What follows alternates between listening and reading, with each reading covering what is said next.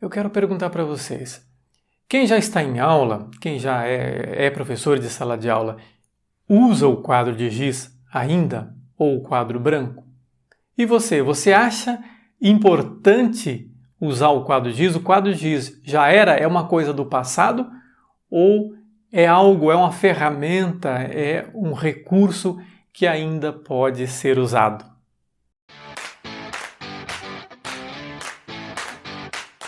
Oi, gente! Sejam bem-vindos ao nosso canal Está.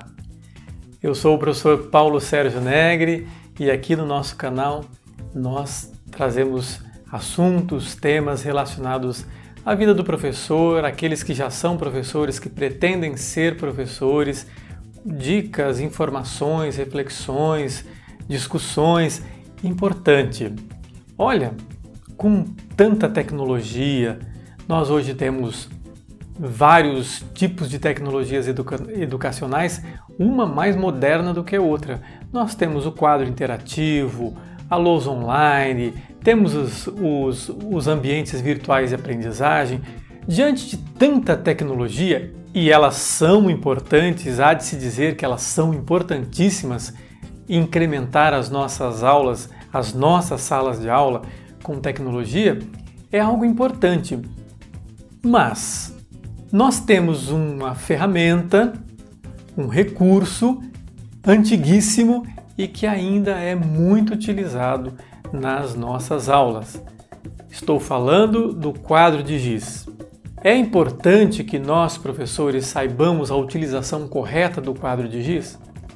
A gente fala quadro de giz, é aquele quadro negro, mas hoje tem o quadro de canetão, que é o quadro branco, semelhante a esse que está aqui atrás de mim. Pois eu vou dizer para você que realmente o quadro de giz ou o quadro branco ainda é um recurso de sala de aula importante. Por isso que o seu uso também deve ser adequado, deve ser didático. Um quadro de giz ou um quadro branco mal utilizado, confuso, cheio de informações esparsas para todos os lados, só vai confundir mais o aluno do que ajudá-lo. Portanto, para informações rápidas, para conceitos breves, para discutir elementos da sua aula com rapidez, sem dúvida nenhuma, o quadro de giz ele se faz um instrumento à mão e mais, ele é independente, ele está independente de outras ferramentas, como por exemplo a energia elétrica, enfim, ou outro tipo de dependência que esse recurso tenha. Então o quadro de giz é rápido, está ali à nossa mão e ele é prático. Você já usou o quadro de giz e será que você usou de maneira correta? Você pode responder aí embaixo, pode dialogar comigo também. Quantos professores, por mais simples que seja o quadro de giz, será que utilizaram de maneira correta? Eu, por exemplo, quando eu comecei a dar aula, uma ocasião um aluno disse assim para mim: professor, onde começa e onde termina o seu conteúdo? De tão bagunçado que ele estava. E é por isso mesmo que nós temos algumas recomendações, alguns passos rápidos, simples, para que o uso do quadro de giz seja um uso didático correto, adequado e que possa reverter nas suas aulas um aprendizado mais gostoso, né? mais prático ali com o aluno. Primeiro passo, você vai dividir o quadro em 3 partes. Sempre lembrando que o quadro de giz ou o quadro branco começa-se a escrever, a utilizá-lo da esquerda para a direita. Depois, coloque o seu nome no cantinho esquerdo superior e a data. E já na primeira parte do quadro, o tema da aula. Alguns professores colocam um objetivo, tem professores que estão em concurso público quando tem que apresentar a prova didática, ou até mesmo na aula diz: professor Paulo, posso colocar o objetivo da aula? Pode! Outro detalhe importante no uso de quadro de giz. Por ser um elemento, por ser um recurso prático, eficiente ali naquela hora, são informações breves, rápidas, são esqueletos de conteúdos, resumos, frases rápidas, chaves, palavras-chave que você vai encaixando no quadro. O quadro de giz não deve ser utilizado como instrumento de cópia.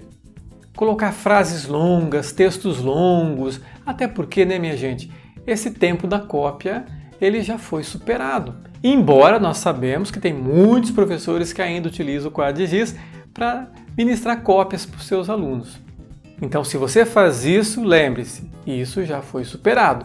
Dá para utilizar o quadro de giz sem ser tecnicista e sem ser chamado de antiquado, com muita eficiência e com muita qualidade, sem necessariamente usar o quadro como forma de cópia. Feito isso, aí sim, se depois de ocupado as 3 partes do quadro, aí você quer apagar, porque você quer continuar indicando os seus conteúdos ali no quadro. Que parte você apaga primeiro? Exatamente, se você respondeu, eu vou apagar a primeira parte da esquerda para a direita que eu iniciei, como se fosse o nosso caderno, o caderno do aluno. Exato, é isso mesmo. Sempre lembrando de perguntar aos alunos, pessoal, posso apagar aqui? Concede um tempinho para que as pessoas façam a anotação. Hoje, eu vejo quando eu utilizo o quadro, eu vejo que os alunos não estão copiando mais, estão fotografando, alguns filmam, não tem problema. A forma com que o aluno vai levar a informação para o seu caderno, ou enfim, para o seu próprio computador, não tem problema se ele vai copiar ou se ele vai fotografar ou se ele vai filmar.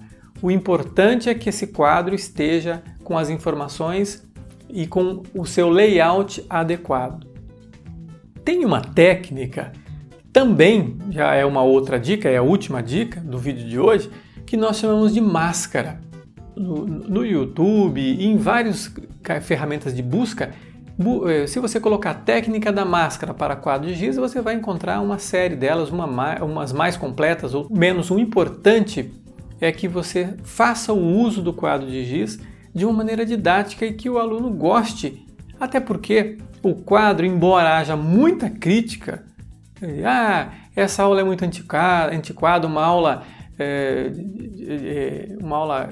discursiva ou uma aula teórica. Gente, o quadro de giz ainda é uma ferramenta muito útil para as nossas aulas, para o professor. Ainda não passou o seu tempo e já inventaram lousas, como já falamos aqui, já inventaram lousas online, lousas interativas, e o velho antigo quadro de giz continua resistindo e vai resistir por muito tempo ainda. Até também porque tem muitas instituições que não têm toda a tecnologia à disposição do professor. E o quadro está ali, pertinho, facinho, rapidinho e fácil de utilizar desde que você utilize com didática. Tá certo? Gostou do vídeo? É uma dica. Veja, o que nós estamos levantando, as discussões que vêm sendo travadas aqui, nunca são receitas prontas, são sugestões para que você possa experimentá-las e depois comentar conosco. Utilizei, deu certo, não deu, o aluno gostou, não gostou, e trava aí conosco esse diálogo e vai sugerindo a partir das suas experiências também pautas para que a gente discuta aqui. Se você gostou, compartilhe esse vídeo. Sempre eu tenho dito aqui que nós temos que formar uma rede do bem. Tantas informações, né, gente? Tantas informações ruins que são divulgadas aí de maneira ampla pelas redes sociais. Enfim, vamos colocar coisas boas também. Eu não sou inscrito ainda. Inscreva-se aí, ative o sininho para receber as notificações. Tem dúvidas? Dialoga com a gente. Vai aí embaixo, coloca a sua dúvida, coloca o seu ponto de vista. Tá bom? Nos veremos então no próximo vídeo.